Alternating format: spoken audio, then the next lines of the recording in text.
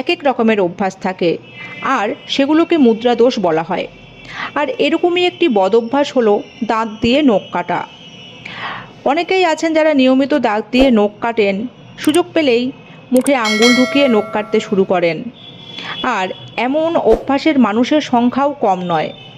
শিশু থেকে বড় সব বয়সের মানুষেরই এমন বদ অভ্যাস দেখতে পাওয়া যায়। তবে এই দাঁত দিয়ে নখ কাটা কিন্তু শুধুমাত্র যে একটি অভ্যাস তা নয়, বরং এটি এক ধরনের মেন্টাল ডিসঅর্ডার। চিকিৎসার ভাষায় একে ডার্মাটোফেজিয়াও বলা হয়ে থাকে।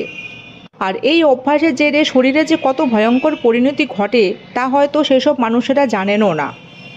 তাই আজকের এই ভিডিওটি দেখলে বুঝতে পারবেন যে দাঁত দিয়ে নখ কাটার অভ্যাসটি কতটা বিপজ্জনক হতে পারে।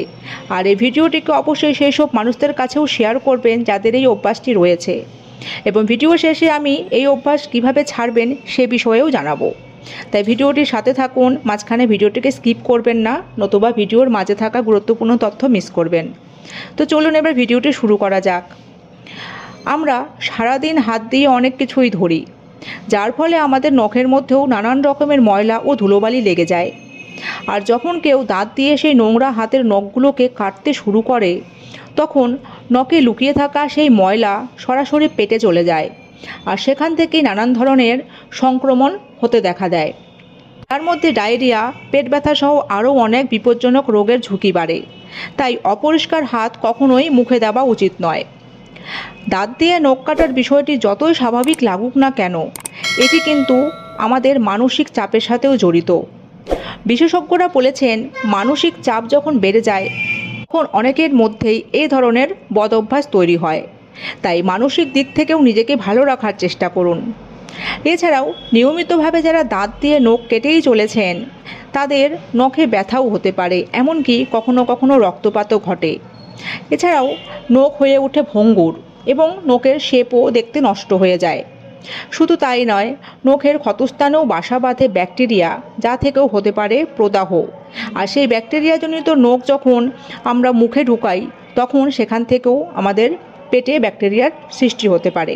তাই এই বিষয়ে সতর্ক থাকতে হবে। এই নখ কাটার ফলে দাঁতও ক্ষতিগ্রস্ত হয়।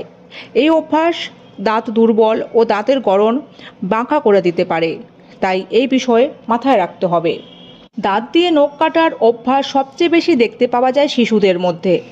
আর তাদের চামড়া এমনিতেই পাতলা হয়ে থাকে, তার উপর যখন দাঁত দিয়ে নখ কাটা হয় তখন নখের আশেপাশে চামড়াও কাটা পড়ে যায়, এবং দাঁতে অনেক সময় নখ বা চামড়া আটকে গিয়েও দাঁতের ক্ষতি করতে পারে। তাই অভিভাবকদের এসব বিষয়ে অবশ্যই সচেতন থাকতে হবে। ফ্রেন্ডস, এই অভ্যাস ছাড়ানোর জন্য চেষ্টা করতে হবে। আর এখন আমি এই অভ্যাস ছাড়ানোর উপায় জানাবো, যাতে আপনারা এই কুঅভ্যাস যত তাড়াতাড়ি সম্ভব ছাড়তে পারেন। তো চলুন এবার সেগুলি জেনে নিন। সবার প্রথমে বলি, শিশুদের এই অভ্যাস ছাড়ানোর জন্য প্রথমে ভালো করে তাদের বোঝান। তারপর বিভিন্ন ধরনের ভিডিও দেখাতে পারেন যেখানে নখের ভিতরে জার্মগুলোকে দেখানো হয়ে থাকে। আর তাতেও যদি কোনো ফলাফল না পান, তবে শিশুদের হাতে নিম পাতার রস বা তেতো যে কোনো জিনিস লাগিয়ে যেতে পারেন, যাতে করে তারা মুখে নখ দিলেই তেতো হয়ে যায়, আর এই অভ্যাস সহজেই ছাড়বে। পাশাপাশি তাদের নখ নিয়মিতভাবে কেটে রাখবেন, যাতে নখে কোনো রকম ব্যাকটেরিয়া জন্মাতে না পারে। মেয়েদের ক্ষেত্রেও এই অভ্যাস ছাড়তে নখে নেল পালিশ ব্যবহার করতে পারেন, কারণ নখে যখন নেল পালিশ থাকে এবং সেই নখ দিয়ে যখন নখ কাটা হয় তখন নখে লেগে থাকা নেল পালিশের তিক্ত ভাব মুখে লাগবে এবং নখ তখন কাটতে আর ইচ্ছে করবে না।